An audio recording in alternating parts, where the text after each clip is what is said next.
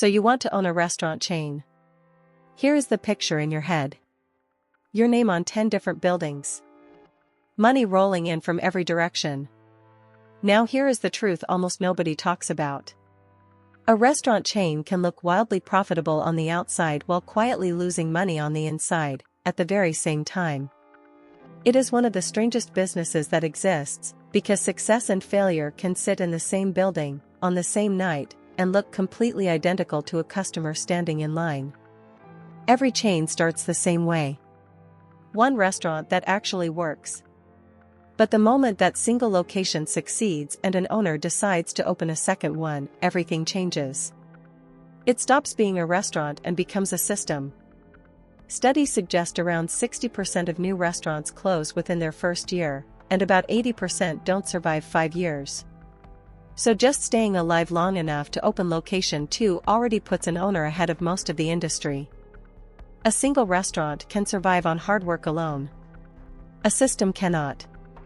It survives on repeatable processes, and it punishes every mistake harder, because now that mistake can spread across every location that follows. The first shock is the cost. A modest fast casual restaurant can cost around $200,000 to $500,000 just to open. A full-service restaurant with a bar can easily cross $1 million. That covers the lease deposit, kitchen equipment, furniture, permits, first inventory, staff training, and marketing to get people through the door. And here is the part nobody plans for.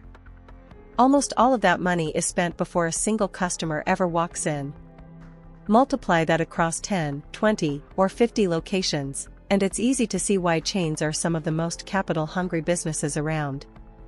This is exactly why so many chains turn to franchising instead of funding every location themselves. Franchising lets someone else put up the money for the building and the staff. The parent company simply collects an upfront fee, often $20,000 to $50,000, plus an ongoing royalty of around 5 to 8% of every sale. It sounds almost too easy. But that same ease is what has ruined chains that expanded too fast and lost control of quality in cities they had never even visited. Once the doors open, the real business begins. A restaurant does not really sell food. It sells a very tight balance between competing costs. Food usually eats up 28 to 35% of every dollar earned. Labor takes another 25 to 35%. Rent often lands around 6 to 10%. Add insurance, utilities, repairs, software, and supplies, and a restaurant that looks packed every night might still be running on a profit margin of just 3 to 6%. One broken freezer or one bad inspection can wipe out an entire quarter of profit. This is where psychology matters as much as math. Restaurant owners tend to get addicted to growth. One profitable location doesn't feel like a finish line, it feels like proof the model works. That pushes many owners to expand within 12 to 18 months, often before staffing, supply chains, or seasonal demand are fully understood. Busy dining rooms and long lines can hide a quieter truth. Growth without discipline is often just chaos wearing a nice logo. Hidden costs are where most new chain owners get blindsided. Food waste alone can quietly destroy 4 to 10% of total food costs without tight portion control. Staff turnover in this industry can exceed 70% a year, which means constant hiring and retraining. Then come the surprises. Equipment failures costing thousands overnight. Delivery apps taking 15 to 30% of every order. And menu items customers love that quietly lose money because pricing was never updated as ingredient costs rose. Revenue rarely comes from one place either. Dine-in is just the visible layer. Delivery and takeout now make up 30 to 40% of sales for many chains. Add catering, merchandise, and for the biggest names, licensing and grocery store products.